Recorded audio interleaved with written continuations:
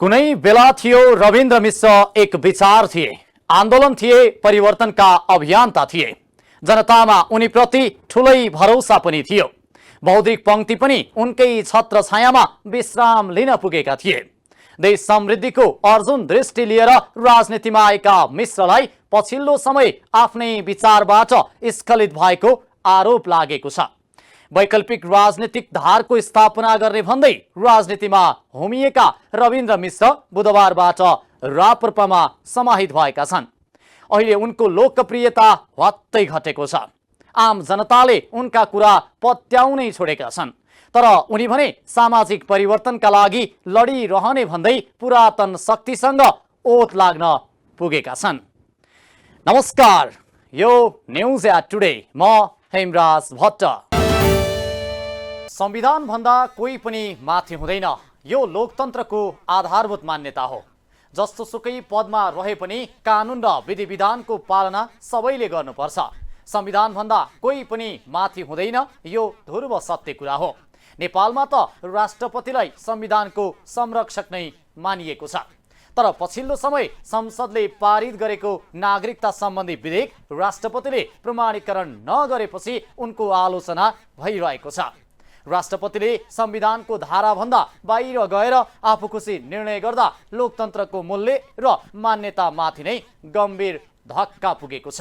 केही दिन यता भएका राजनीतिक घटनाहरूले सबैको ध्यान खिचेको छ। पछिल्लो समय देशको उच्च अहोदामा बसेका व्यक्तिबाटै संविधान मिच्ने काम भएको आरोप लाग्न थालेको छ। यस्तै उच्च पदमा बसेका व्यक्तिबीच शक्ति सङ्घर्ष पनि उत्कर्षमा पुगेको छ। केही दिन अघि राष्ट्रपति विद्यादेवी भण्डारीले दोस्रो पटक संसदले पठाएको नागरिकता विधेयक पारित नगरेपछि त्यसको विरुद्धमा उपराष्ट्रपतिले विज्ञप्ति नै जारी गरेका थिए। लोकतन्त्रको पक्षपाती दलहरू नै अहिले सत्तामा छन्। यस्तो अवस्थामा नयाँ संविधानको पालना गर्ने र यसका केही अप्ठ्यारा भए यसलाई सहजीकरण गरेर जानु सबैको दायित्व हो। तर यसो नगरेर संविधान चित्र हेरेर अगाडि बढ्नु लोकतन्त्र विरोधी काम भएको विश्लेषकहरूको बुझाइ छ। अहिले नेपालमा लोकतन्त्रका पक्षपाती भनिएका व्यक्तिहरू मात्रै र उहाँहरूको दलहरू मात्रै सत्तामा रहेको अवस्थामा नयाँ संविधानको पालना गर्ने र यसलाई यदि कतै अप्ठ्याराहरू छन् भने सहजीकरण गरेर जाने उहाँहरूको धर्म हुनुपर्ने हो। त्यसो नगरिकन संविधानका कहाँ कहाँ छिद्र छन् भनेर खोजेर हेरेर जानु चाहिँ त्यो चाहिँ उहाँहरूको अहिलेको सन्दर्भमा जो पदमा हुनुहुन्छ उहाँहरूले गर्न नहुने काम हो र यो देश र लोकतन्त्रको एउटा दुर्भाग्य हो भनेर हेर्छु म चाहिँ त्यसलाई। लोकतन्त्रमा शक्ति सङ्घर्ष स्वाभाविक मानिन्छ, तर विधि विधान नमान्दा सम्वर्धन भएको लोकतन्त्र पनि कमजोर हुन जान्छ। जो संविधानको संरक्षक हो उसले संविधानले दिएका अधिकार भन्दा बाहिर जाने प्रयास लोकतन्त्रका लागि दुर्भाग्यपूर्ण हुने देखिन्छ। यस्तै प्रमाणीकरणका लागि दोस्रो पटक राष्ट्रपति विद्यादेवी भण्डारीकोमा पठाइएको नागरिकता विधेयक राष्ट्रपतिद्वारा पुनः स्वीकृत हुन सकेन। राष्ट्रपतिको यो कदमले राजनैतिक वृत्त र जनमानसमा एउटा तरङ्ग ल्याएको छ। सत्तारूढ दल नेपाली काङ्ग्रेस लगायतका 5 दलीय गठबन्धनका नेता र तिनका भातृ संगठनहरूले राष्ट्रपतिको उक्त कदमको खुलेरै विरोध गरेका छन्। उनीहरूमध्ये कसैले राष्ट्रपतिले तुरुन्तै राजीनामा दिनुपर्ने, कसैले राष्ट्रपतिलाई महाभियोग लगाएर बर्खास्त गर्नुपर्ने जस्ता आक्रोशले भरिएका अभिव्यक्ति दिएर आफ्ना आक्रोशलाई केही मत्तर पार्ने प्रयासमा लागेका छन्। विश्लेषकहरूका अनुसार संसदले पारित गरेको विधेयक प्रमाणीकरण गर्नु बाहेक अरू विकल्प छैन। तर राष्ट्रपतिले विभिन्न हदकाण्ड अपनाएर प्रमाणीकरण गर्ने अस्वीकार गर्नु संविधानको भावना र मर्म विपरीतको कार्य हो। फिर्ता पठाइसकेको विधेयक फेरि संसदले आफ्नो रायसहित फेरि राष्ट्रपतिकोमा पठाइसकेपछि उहाँसँग अरू विकल्प थिएन। त्यसमा उहाँले जुन प्रमाणित गर्न इन्कार गर्नुभएको छ त्यो पनि विभिन्न हदकण्डाहरू अपनाएर त्योभन्दा अगाडि नेपालमा राष्ट्रवादी भनिने शक्तिहरू को छन् भनेर नाडी छाम्ने प्रयास गर्नेदेखि लिएर त्यसको बारेमा भइरहेका गलत प्रचारहरूलाई पनि अझ प्रचारबाजीको शैलीमा लाने देखेर जुन एउटा देशको हेड अफ द स्टेटले जुन काम गर्नुभएको छ त्यसले चाहिँ समग्रमा लोकतन्त्रको पक्षमा, गणतन्त्रको पक्षमा हिजो संविधानभन्दा माथि राजा हुन हुँदैन अथवा संविधानभन्दा माथि कोही पनि हुन हुँदैन भनेर सडकमा जाने नागरिकहरूको चाहिँ एउटा मनलाई चाहिँ एकदम मर्माहक रूपमा चोट पुर्याएको छ। त्यो चाहिँ अस्वाभाविक कुरा हो। अब प्रश्न उठ्छ कि नागरिकता विधेयक दोस्रो पटक राष्ट्रपति कहाँ पठाउँदा त्यसलाई अस्वीकार गर्ने आँट राष्ट्रपति स्वयंको मात्र हो कि अरू कसैको दबावमा परेर बाध्यतावश अस्वीकृत हुन पुगेको हो? यो सवाल निकै महत्त्व भएको छ। राष्ट्रपति विद्यादेवी भण्डारी एक्लैले यो काम गर्न सकेकी अवश्य होइनन्। यसअघि राष्ट्रपतिले 29 साउनमा सन्देश सहित प्रतिनिधि सभामा फर्काएको यो विधेयक प्रतिनिधि सभा र राष्ट्रिय सभाले हुबहु पारित गरेको थियो। त्यसपछि पुनः 20 भदौमा सभामुख अग्निप्रसाद सापकोटाले प्रमाणीकरणका लागि राष्ट्रपति कहाँ पठाएका थिए। संविधानको व्यवस्था अनुसार राष्ट्रपतिले यो विधेयक 4 असोज मंगलबार मध्यरातमा प्रमाणीकरण गरिसक्नु पर्ने थियो। संविधानको धारा 113 940 मा भनिएको छ, राष्ट्रपतिले कुनै विधेयक सन्देश सहित फिर्ता गरेमा त्यस्तो विधेयकमाथि दुवै सदनले पुनर्विचार गरी त्यस्तो विधेयक प्रस्तुत रूपमा वा संशोधन सहित पारित गरी पुनः पेश गरेमा त्यसरी पेश भएको 15 दिनभित्र राष्ट्रपतिले प्रमाणीकरण गर्नेछिन् भनिएको छ। तर राष्ट्रपति भण्डारीले भने विधेयक प्रमाणीकरण गरिनन्। राष्ट्रपति कार्यालय शीतल निवासले किन विधेयक प्रमाणीकरण नगरिएको हो भनेर पनि बोलेको छैन। तर आफूले पठाएको सन्देशबारे संसदमा छलफल नै नगरी बालुवाटारमा बैठक गरेर हुबहु पास गर्ने निर्णय गरेको भन्दै राष्ट्रपति भण्डारीले असन्तुष्टि जनाएकी थिइन्। उनले नागरिकता विधेयककै विषयमा सुरक्षा अधिकारी कानुन व्यवसायीहरूसँग निरन्तर छलफल गरेकी थिइन्। शीतल निवासमा भएका त्यस्ता छलफलहरूमा कतिपयले उनलाई विधेयक प्रमाणीकरण नगर्न सुझाव दिएका थिए।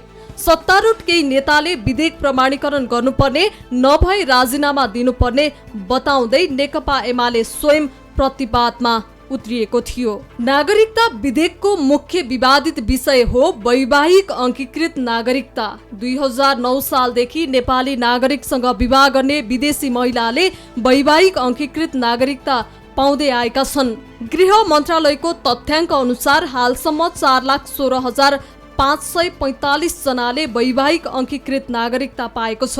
संविधानको 2032 सालमा भएको संशोधनमा वैवाहिक अंगीकृतमा 5 वर्षे समय सीमा राखिएको थियो। छोटो समयमा मात्र रहेको यो व्यवस्थापछि नेपाली नागरिक पुरुषसँग विवाह गरेपछि वैवाहिक अंगीकृत नागरिकता पाइने व्यवस्था नै निरन्तर रह्यो। त्यसका लागि अर्को देशको नागरिकता त्यागेको हुनु पर्थ्यो। अन्तरिम संविधान 2063 यता अर्को देशको नागरिकता त्याग्ने कारबाही चलाएको हुनुपर्ने भनेर थोरै खुकुलो बनाइएको छ। नयाँ संविधान 2072 अनुसार नयाँ नागरिकता ऐन बनाउने क्रममा भने प्रतिनिधि सभाको राज्य व्यवस्था तथा सुशासन समितिमा तत्कालीन सत्तारूढ दल नेपाल कम्युनिस्ट पार्टी नेकपाले वैवाहिक अंगीकृत नागरिकता पाउन 7 वर्षे समय सीमा राख्नुपर्ने बहस उठायो। समितिले बहुमतका आधारमा 7 वर्षे प्रावधान राखेर विधेयक पारित पनि गरेको थियो। तर विधेयक प्रतिनिधि सभामा छलफल भएन। 5 पुस 2077 को प्रतिनिधि सभा विघटनको विवादले नेकपा फुट्यो। केपी शर्मा ओली नेतृत्वको सरकार ढल्यो। कांग्रेस सभापति शेरबहादुर देउबाको नेतृत्वमा बनेको नयाँ सरकारले नागरिकता विधेयक फिर्ता लियो र संशोधन विधेयक लत्यायो, जसमा वैवाहिक अंगीकृत नागरिकता बारे केही बोलिएन। अर्थात् नेपाली पुरुषसँग बिहे गर्ने विदेशी महिलाले अर्को देशको नागरिकता त्याग्ने कारबाही चलाए वैवाहिक अंगीकृत नागरिकता पाउने नागरिकता ऐन 2063 को पुरानै व्यवस्थाले निरन्तरता पाउने भयो। नागरिकताका विषयमा दलहरूले राजनीति गर्नु उचित नभएको विश्लेषकहरूको बुझाइ छ। निर्वाचन आयोगले आगामी मङ्सिरमा हुने निर्वाचनका लागि आचार संहिता जारी गरेको छ। आयोगले जारी गरेको आचार संहिताको पालना गर्नु सम्पूर्ण राजनैतिक दलको दायित्व हो। यसपटक निर्वाचन आयोगले चुनावी आचार संहितालाई परिमार्जन गर्दै बहालवाला प्रधानमन्त्री र मन्त्रीलाई अन्य क्षेत्रमा गएर चुनावी प्रचार प्रसार गर्न रोक लगाएको छ। आचार संहिताको प्रभावकारी कार्यान्वयन भएमा मात्रै निर्वाचन स्वच्छ, निष्पक्ष र पारदर्शी बन्न सक्छ। त्यसैले सम्पूर्ण राजनैतिक दलहरूले निर्वाचन आयोगले जारी गरेको नियमभित्र रहेर चुनावी गतिविधि बढाउन जरुरी छ।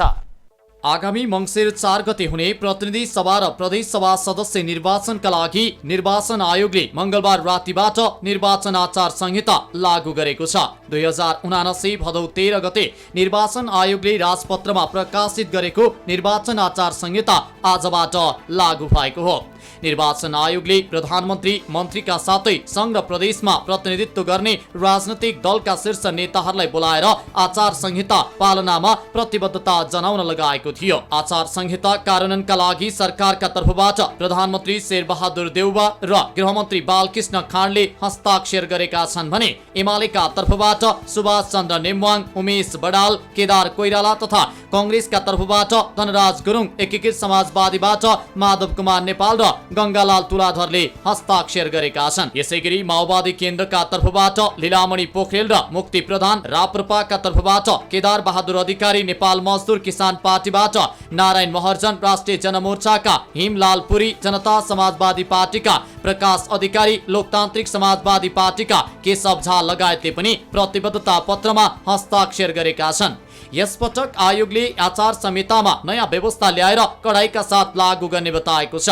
निर्वाचन आचार संहितालाई लिएर दलहरूका बीचमा विवाद रहँदै आएको थियो, तर आयोगले आचार संहिताको पूर्ण पालनाका लागि सरकार र राजनैतिक दलहरूले सहमतिसँगै प्रतिबद्धता जनाएपछि आयोगले निर्वाचन आचार संहिता लागू गरेको हो। आयोगले राजपत्रमा प्रकाशित गरेको आचार संहितामा बहालमा रहेका प्रधानमन्त्री, संघीय सरकारका मन्त्री, प्रदेशका मुख्यमन्त्री र मन्त्रीहरूले आफ्नो निर्वाचन क्षेत्रमा मात्रै प्रचार प्रसार गर्न पाउनेछन्। स्थानीय तहका कार्यपालिका सदस्यलाई चुनावी प्रचार प्रसारमा जान बन्देज गरिएको छ।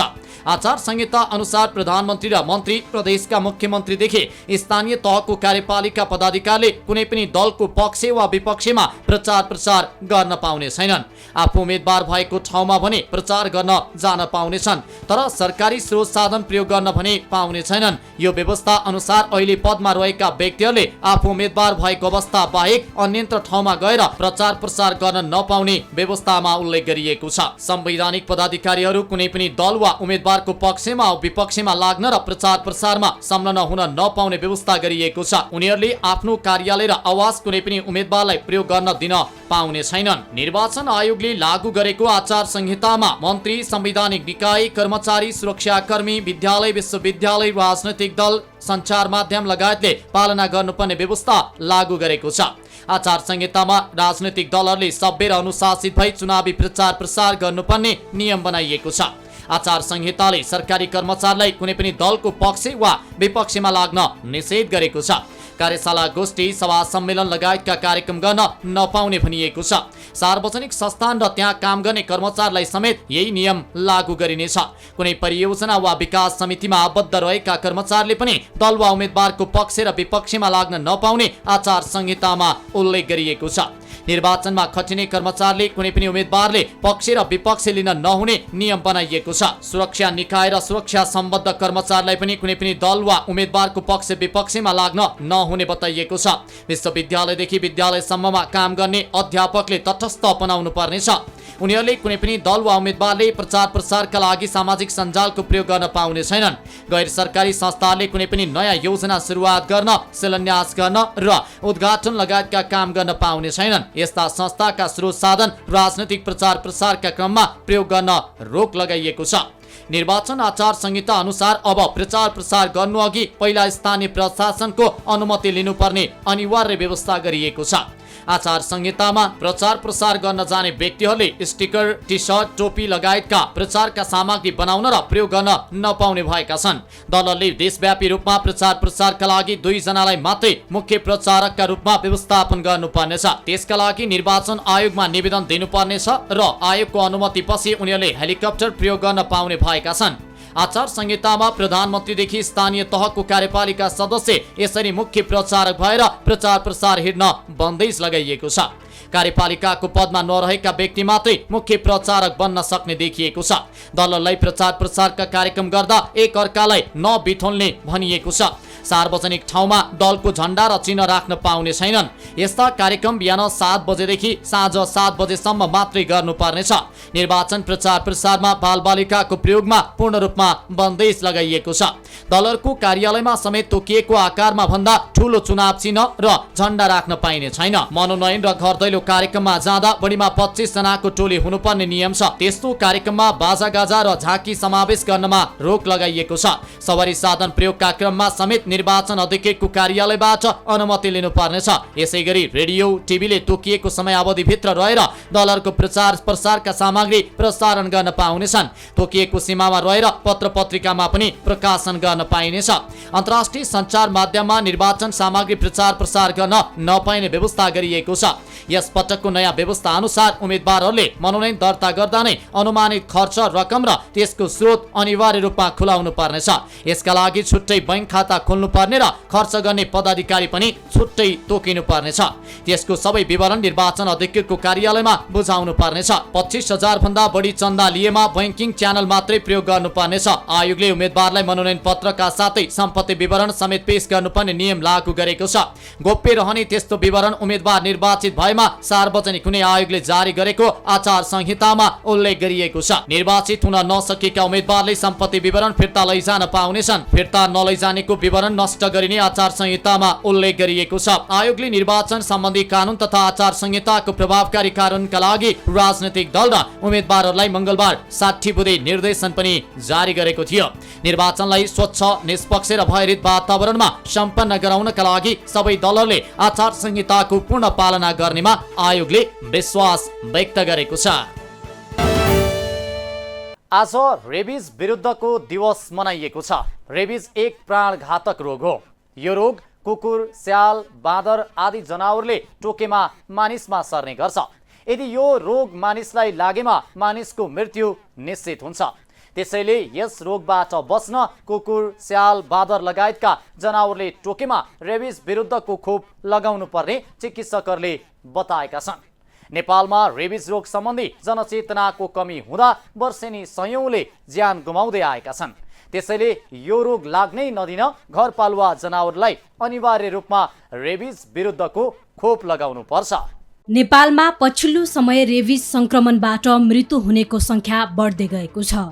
घरपालुवा तथा जंगली जनावरले टोकेपछि खोप लगाउनुपर्छ भन्ने जनचेतनाको कमीले मानिसहरू रेबिज रोगबाट अकालमै ज्यान गुमाउन बाध्य छन्। नेपालमा 79% रेबिजका घटना घरपालुवा जनावर कुकुरको टोकाइका कारण हुने गरेको छ। ग्लोबल अलायन्स फर रेबिज कन्ट्रोलका अनुसार रेबिजका संक्रमणबाट हरेक वर्ष विश्वमा 59,000 मानिसको मृत्यु हुने गरेको छ। त्यस्तै नेपालमा पनि वर्षेनी 100 भन्दा बढी मानिसको रेबिजका कारण ज्यान जाने गरेको छ। त्यसमा पनि 15 वर्ष मुनिका 40% बालबालिकाको अकालमै मृत्यु हुने गरेको छ। रेबिज प्राणघातक रोग भएकाले जनस्वास्थ्यमा ठूलो खतरा र चिन्ताको विषय बनेको छ। रेबिजबाट बच्नका लागि घरपालुवा तथा जंगली जनावरले टोकेमा खोप लगाउनु पर्ने चिकित्सकहरूको सुझाव छ। नेपालमा रेबिज संक्रमणबाट मृत्यु हुने डरलाग्दो तथ्याङ्कलाई सरकारले सन् 2030 सम्ममा शून्यमा झार्ने लक्ष्य लिएको छ। रेबिज रोगको अन्त्यका लागि खोप अभियान प्रभावकारी रूपमा सञ्चालन गर्न आवश्यक छ। नेपालको लगभग आधा जनसङ्ख्या रेबिजको उच्च जोखिममा र 1/4 जनसङ्ख्या मध्य जोखिममा रहेको इडिसिडीको भनाइ छ। रेबिज बौलाहा जनावरको टोकाइबाट मानिसमा सर्ने प्राणघातक रोग हो। यो रोग लाइसा नामक स्नायु नसामा प्रभाव पार्ने आरएनए भाइरसको संक्रमणबाट लाग्ने रोग हो। सुरुमा जनावरको र्यालमा रहेका भाइरस जनावरको टोकाइबाट घाउमा पुग्छ। यो भाइरस रगत र लिम्फबाट नभई छाला मुनिको भित्री तन्तु र मांसपेशी हुँदै परिधि, स्नायु, मेरुदण्ड र अन्त्यमा गिदीसम्म पुग्दछ। गिदीमा संक्रमण भएपछि मात्र विशेष लक्षणहरू देखिन्छन्। अन्त्यमा गिदीका मसिना स्नायुबाट भाइरस र्याल ग्रन्थि, छाला, आँखाको कोर्निया र अन्य अङ्गहरूमा पुग्दछ र यस्ता संक्रमित जनावरहरूले टोक्दा र्याल ग्रन्थिमा भएको भाइरस फेरि अर्को जनावरको शरीरमा प्रवेश गर्दछ। रेबिज भाइरस शरीरमा प्रवेश गरेपछि त्यसको विकास भएर संक्रमण हुने समय अरू रोगको तुलनामा अलि लामो हुन्छ। रेबिज संक्रमण भएमा ज्वरो आउने, घाउ भएको स्थानमा दुख्ने, झमझमाउने र पछि भाइरस मस्तिष्कसम्म पुगेपछि स्नायु नसाहरू सुनिने हुन्छ। रेबिज लागेको मान्छेको क्रियाकलाप र व्यवहार अत्याधिक उत्तेजित हुने, पानीदेखि डराउने, हावाको चालबाट तर्सिने र केही दिनपछि श्वास प्रश्वास र रक्त सञ्चारमा समस्या आई मृत्यु हुन जान्छ। रेबिज रोग लागेको जनावरले टोकेको अवस्थामा र्यालको माध्यमले सर्छ। त्यसैगरी रेबिज रोग लागेको जनावरले घाउ, चोटपटक लागेको छालामा साटेमा वा र्याल पर्न गएमा पनि यो रोग सर्ने सम्भावना हुन्छ। रेबिजबाट बस्नका लागि घरपालुवा तथा जङ्गली जनावरले टोकेमा तत्काल खोप लगाउनुपर्छ। पशु चिकित्सकको सिफारिस अनुसार घरपालुवा कुकुर र बिरालोहरूलाई नियमित खोप लगाउनुपर्छ। कुकुरमा रेबिज खोप दिएको प्रमाणपत्र सुरक्षित साथ राख्नुपर्दछ र वार्षिक खोप लगाउँदा देखाउनुपर्छ। रेबिज रोग लागेको वा रोगको शङ्का भएको गाई वा भैँसीको दुध र मासु खानु हुँदैन। नेपाल सरकारले रेबिज विरुद्धको खोप निशुल्क उपलब्ध गराए पनि मानिसहरू अझै पनि खोप लगाउन केन्द्रसम्म पुग्ने गरेका छैनन्। नेपालमा जनचेतना प्रवाहको कमीले रेबिज भयावह बन्दै गएको हो। युरोपका धेरै देशहरूमा र उत्तर अमेरिकाले कुकुरको अनिवार्य खोप कार्यक्रम तथा मानिसका लागि रेबिज खोपको राम्रो प्रबन्ध गराएर रेबिज उन्मूलन गरिसकेका छन्। प्रत्येक चुनावका बेला सुदूरपश्चिमवासीलाई आउने आश्वासन हो पश्चिम सेती अर्थात् पश्चिम सेती जलविद्युत आयोजना।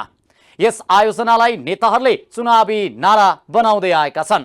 तर पश्चिम सेतीको जलविद्युतबाट बत्ती बाल्ने सुदूरवासीको सपना अझै अधुरै छ। सत्तारूढ दलले यस मुद्दालाई चुनावका बेला विभिन्न तरिकाले उचालेर मतदाता आकर्षित गर्न खोज्छन्। 750 मेगावाट उत्पादन क्षमताको पश्चिम सेती जलविद्युत आयोजना सुदूरपश्चिमवासीका लागि आकाशको फल आँखा तरी मर भने जस्तै भएको छ। हवस् त आजलाई न्युज एट टुडे यति नै। हामी सबै बिदा चाहन्छौँ। नमस्कार।